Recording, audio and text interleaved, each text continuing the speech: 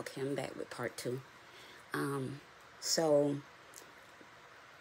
the reason why I kept having these strokes was because no one would touch the tumor. Because number one, I didn't have any health insurance, and then number two, no one wanted to assume that liability because of where the tumor is located. So as we're going over all the surgeries and things that I have, so and then I told him, I say, well, last year, I had radiation to my brain. And he was like, when? I said, last year. He said, that's it. So what happens when you have radiation to the brain, it takes about 1 to 2 years for any real damage or effect to surrounding areas to show up. So, and because the radiation was directly to the brain, it had the propensity to damage some of the nerves around the brain as well. And mine just happened to be close to my optical cavities. And so he said, well, that's what it is. It's the radiation. And when he said it's the radiation, I was like, how? So he explained everything. I'm not going to try to explain it, medically, but you guys can look it up. Or if you're a regular follower, look through some of my videos. I have all the information there. If you follow me on my YouTube channel, Live Talk with Anita Bradley, go and subscribe to my YouTube channel. A lot of information is there. A lot of information. You can even pause the videos and read the research that I have, pertaining to how radiation affects your eyes and all of that. So we were well within that window of time, being that from 1 to 2 years after radiation is when you actually start seeing if there are going to be any residual effects of the radiation. 1 to 2 years after radiation is when you'll start seeing it. So we were well within that one. I just celebrated in, I think, April of this year, made 1 year. So when he said that, of course, that took a load off of my back, off my shoulders, and off my mind. And I think that's what made me cry, just the release and the relief of knowing that there was a problem that caused it, and that there was a solution to the problem. Because oftentimes when we're talking about our health, they can find the problem like lickety split, but sometimes they can't always find the solution that fast. And sometimes that's the hardest part, the waiting for answers, the waiting for solutions, the waiting for treatment, all of that stuff, waiting for the reports to come back. All of that stuff just adds anxiety. I don't know about you, but it adds anxiety for me, So I think that's what made me cry, is the knowing. Now we know. Before we didn't have a clue where this was coming from. How now am I just, so I'm just gonna go blind? Like, I can barely see. I can't drive at night. When I drive in the daytime, like, the sun literally feels like it has darts of fire shooting in my eyes, like literally, no over exaggeration. I would be out and about with my granddaughters. I run up on the curb, just stuff I was just missing. And I'm like, what's going on? So come to find out, again, it was stage 4 cataracts. And at stage 4, that's when you start losing your sight. And so I'm thankful that we did get to the resolution. So when we got through with all of that, then the hardest part was, where am I going to get the money to do this from?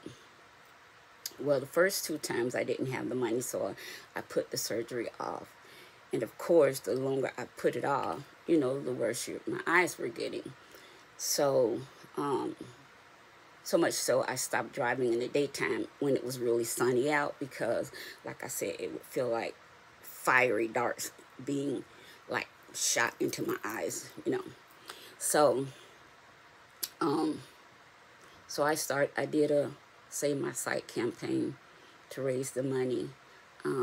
The total I needed was about $4,800. So I had to have $1,700 Wednesday. So I was able to raise that amount. Had the right eye done, which is my dominant eye. So it's not clear just yet, but as the days go by and the tension and the swelling from the surgery goes down, he said it'll start getting clearer.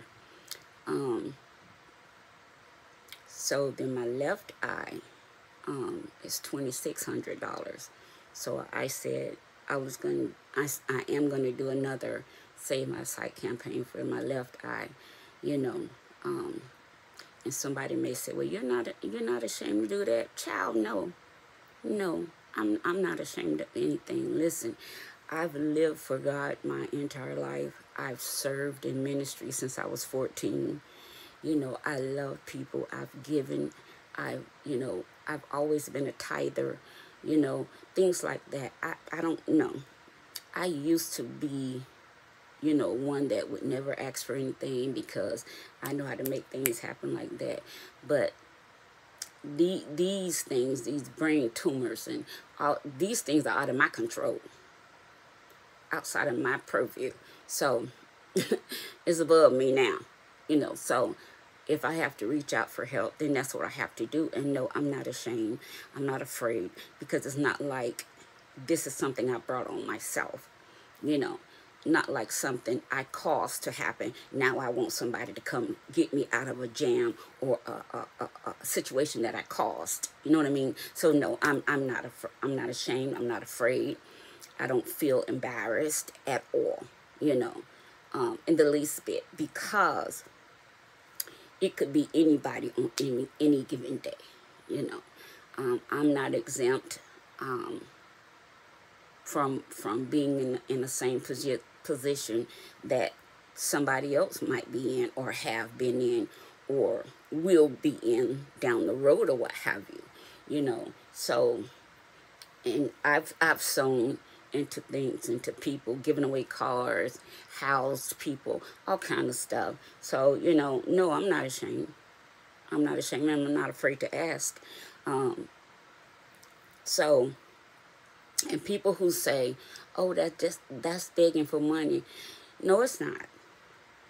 When you need help, you need help. And you cannot go to a tree and say, tree, can you help me?